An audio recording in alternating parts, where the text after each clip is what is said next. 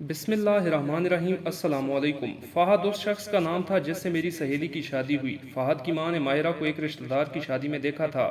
میری سہیلی کی عادت تھی کہ وہ بزرگوں سے نہایت ادب سے پیش آتی تھی، ان کی خدمت کرتے نہیں تھکتی تھی۔ اسی عادت کے باعث وہ آنٹی کی نظروں میں آ گئی۔ تقریب میں اس نے آنٹی کا خیال رکھا تھا، تبھی انہوں نے فیصلہ کر لیا کہ میں اس لڑکی کو اپنی بہو بنا کر رہوں گی۔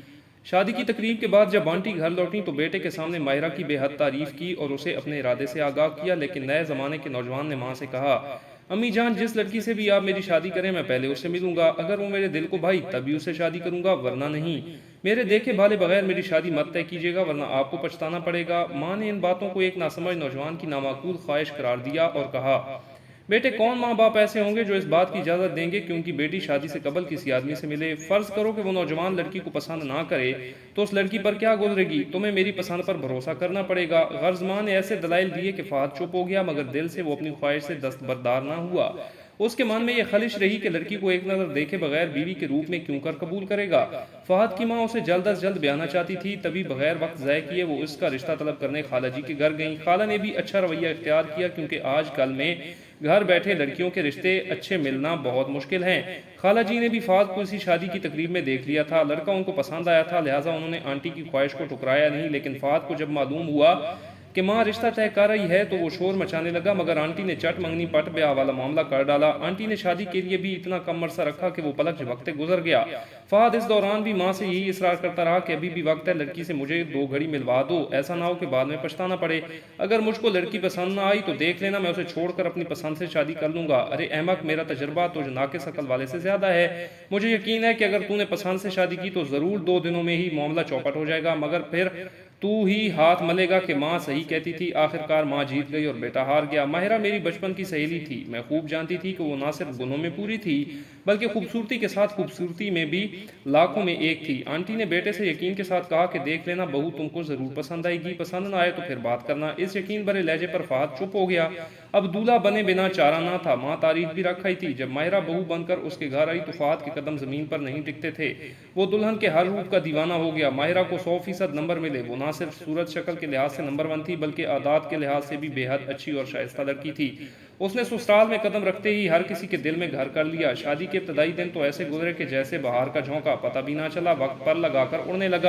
شادی کے سال بعد پہلا بیٹا اشر گود میں آ گیا۔ گھر میں رونق بڑھی اور خوشیاں بکھر گئیں۔ دادی واری صدقے ہونے لگی اور فہد تو بیٹے پر جان فدا کرتا تھا۔ بیوی بھی پہلے سے بڑھ کر پیاری ہو گئی۔ فہد کا اپنا بزنس تھا، خوب کما رہا تھا، گھر میں خوشحالی تھی۔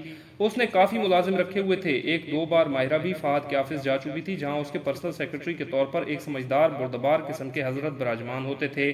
غرض میاں صاحب کے آفس کا ماحول ایسا نہ تھا کہ وہ پریشان ہوتی۔ دراصل ایک گھریلو ملازم کو فہد سے کچھ رنجش تھی، سو اس نے ماہرہ کے دل میں شوہر کے بارے کچھ غلط فہمیاں پیدا کرنے کی کوشش کی تھی۔ ہوا یوں کہ وہ اپنے گھر میں خوش اور مطمئن زندگی گزار رہی تھی کہ ایک دن آفس سے کسی نے اسے فون کیا اور کہا، میڈم، میں یہاں ملازم ہوں، آفس کے باہر سے فون کر رہا ہوں، کیونکہ بروقت آگاہ کرنا اپنا اخلاقی فرض سمجھتا ہوں۔ آپ کسی دن صاحب کے آفس کا ضرور چکر لگائیے، ایسا نہ ہو کہ دیر ہو جائے اور آپ کو نقصان ہو۔ یہ عجیب و غریب قسم کا فون کس نے کیا تھا؟ نام تک نہ بتایا۔ ماہرہ نے کوئی اہمیت نہ دی، لیکن جب 3 بار یہی فون آیا تو وہ سوچ میں پڑ گئی۔ ممکن ہے فہد کے آفس میں کوئی اچھا آدمی ہو، کوئی خیر خواہ ہو جو ہم کو کسی نقصان سے بچانا چاہتا ہو۔ یہ بھی ہو سکتا تھا کہ کوئی کاروباری مخالف پریشان کرنے کو فون کرتا ہو۔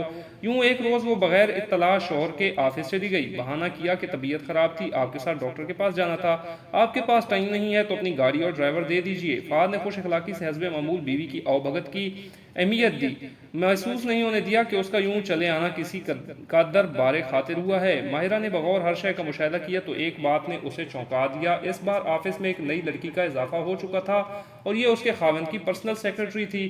اسے سب سے زیادہ تعجب اس لڑکی کی کم عمری پر ہوا اور جلد ہی اس نے لڑکی کے چہرے کے تاثرات سے محسوس کر لیا کہ اس کو ماہرہ کے آنے سے دلی تکلیف ہوئی ہے۔ تاہم ماہرہ خاموش رہی اور کسی قسم کے رد عمل کا مظاہرہ نہیں کیا۔ اس نے محسوس کیا کہ یہ لڑکی گرچہ خوبصورت اور کچھ اضافی خوبیوں کی مالک ہے مگر بہت حساس اور جذباتی بھی ہے، تبھی تو اس کے دل کی کیفیت چہرے سے عیاں تھی، اور چہرہ تو دل کا آئینہ ہوتا ہے۔ اس نے گھر آ کر اس بارے سوچا، لیکن کسی منفی خیال یا شک و شبہ کو دل میں جگہ دے کر خود کو نقصان پہنچانے کی بجائے اس معاملہ کو درگزر کر دینے میں ہی عافیت جانی۔ کیا جانتی تھی کہ فہد تو پہلی نظر میں ماریا کا دیوانہ ہو گیا تھا۔ اس لڑکی میں نوخیزی کے ساتھ بلا کی کشش تھی۔ سابقہ سیکرٹری صاحب بیماری کی وجہ سے چلے گئے تھے، سو فہد نے ماریا کو ہی اپنی پرسنل سیکرٹری بنا لیا۔ گرچہ اسے ابھی آفس کے کام کی سمجھ نہ تھی، لیکن کیا فرق پڑتا تھا، تھا۔ دل کے سودے تو ہوتے ہی عجیب و غریب ہیں۔ ماہرہ سوچ بھی نہ سکتی تھی کہ کبھی وہ لمحہ بھی آ جائے گا کہ یہ دھان پان سی انجان لڑکی اس کی زندگی میں بھونچال لانے کا سبب بن جائے گی۔ تھوڑے دن گزرے کہ فہد صاحب دیر سے گھر آنے لگے اور بیوی کے اس سوال سے خفا ہونے لگے کہ آج آپ اتنی دیر سے کیوں آئے؟ ماہرہ مجھ سے ایسے سوال مت کیا کرو، الجھن ہوتی ہے، بزنس کرتا ہوں تو دیر سویر ہو جاتی ہے۔ اتنا شفیق، اس قدر مہربان، پیار کرنے والا شوہر اب اچانک اس طرح سے پیش آنے لگا تھا۔ وہ حیران تھی، آخر ماجرا کیا ہے؟ وہ مثبت سوچ کی حامل لڑکی تھی، تبھی حقیقت کو سمجھ نہیں پا رہی تھی، اسے منفی رنگ سے دیکھنا نہ چاہ رہی تھی، لیکن کوئی جب کھلم کھلا اپنی شریک حیات سے بے اتنائی برتنے لگے تو بے وقوف بیوی کے بھی ہوش ٹھکانے آ جاتے ہیں۔ فہد کی مسلسل سرد موری سے ماہرہ کا ماتھا ٹھنک گیا۔ اس نے شوہر سے سیدھے سباؤ ہی ماریا کے بارے سوال کر دیا۔ فہد بھی دنوں سے اسی بات کا منتظر تھا، اسے کس کا ڈر تھا؟ صاف صاف ماہرہ کو بغیر لگی لپٹی بتا دیا کہ وہ اپنی سیکرٹری ماریا سے دوسری شادی کر رہا ہے۔ یہ بھی کہہ دیا کہ تمہیں رہنا ہے تو رہو، میں تمہارے حقوق میں کمی نہیں کروں گا، اگر نہیں رہ سکتی تو بے شک آزاد ہو، جہاں چاہو جا سکتی ہو۔ یہ باتیں ماہرہ کے دل پر تیر کی طرح لگیں، تاہم وہ تحمل سے سنتی رہی، روئی اور نہ پیٹی، نہ چیخی چلائی، بس ٹکر ٹکر شوہر کی صورت کو دیکھتی رہی۔ صبح ہوئی تو اس کی آنکھیں سوجی ہوئی تھیں۔ ساس نے پوچھا، بہو کیا بات ہے، طبیعت تو ٹھیک ہے، کیوں آنکھیں سوجی ہوئی ہیں؟ اپنے بیٹے سے پوچھئے، وہ اور شادی کر رہے ہیں، اس نے بھی بنا لگی لپٹی بتا دیا۔ ماں نے بیٹے کی خبر لی مگر وہ اپنی بات پر اڑ گیا۔ اس پر آنٹی بھڑک اٹھیں، کہا، فہد کچھ تو خدا کا خوف کرو، ایسی تو کبھی ہماری پچھلی 7 پشتوں میں نہیں ہوا۔ آخر ماہرہ میں کیا کمی ہے؟ اس کا قصور تو بتاؤ۔ اماں، دوسری شادی گناہ نہیں ہے، ہمارے یہاں تو 4 جائز ہیں، میں دوسری کر کے کون سا انوکھا کام کر رہا ہوں؟ آپ سے میں نے کہا تھا کہ میری شادی جس لڑکی سے طے کریں پہلے مجھ سے ملوا دینا، ورنہ میں دوسری شادی ضرور کر لوں گا۔ اب مجھے ایک ایسی لڑکی مل گئی ہے جو ہر لحاظ سے مجھ کو پسند ہے۔ آپ کی پسند کی لڑکی اس گھر میں بہو بن کر آ سکتی ہے تو میری کیوں نہیں؟ آنٹی ماہرہ سے پیار کرتی تھیں، وہ بیٹے کی لنترانیاں سن کر رونے لگیں۔ بیوی بھی رو رہی تھی مگر ان دونوں عورتوں کے آنسوؤں کا فہد پر کوئی اثر نہیں ہوا۔ اس نے کہا، ماں میں چوری چھپے تو شادی نہیں کر رہا۔ اس کا بیٹا اشر پریشان تھا، وہ پوچھ رہا تھا، امی ابو اور دادی جان آپ سب کیوں لڑ رہے ہیں؟ کچھ مجھے بھی بتائیے۔ کچھ نہیں بیٹا، تم اوپر اپنے کمرے جاؤ۔ ماہرہ نے بیٹے کا ہاتھ پکڑا اور لے گئی۔ تبھی فہد نے ماں کی منت کی کہ غصہ نہ کرو، دیکھو میں ماہرہ اور بچے کی سرپرستی سے تو ہاتھ نہیں اٹھا رہا، ان کے حقوق پورے ان کو ملیں گے، اللہ کا شکر ہے اتنا کما لیتا ہوں کہ 2 گھروں کا خرچہ آسانی سے اٹھا سکتا ہوں۔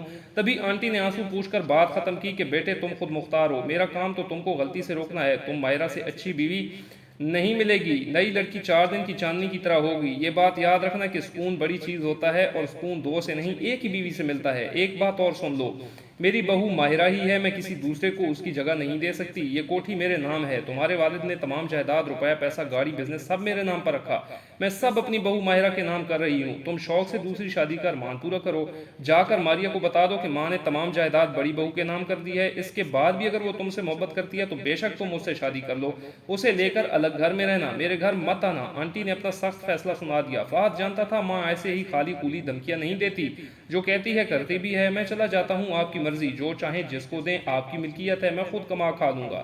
ٹھیک ہے تو جاؤ، خدا جانے تمہاری عقل کہاں چلی گئی ہے، جو بیوی بچے کو بھی چھوڑے جا رہے ہو۔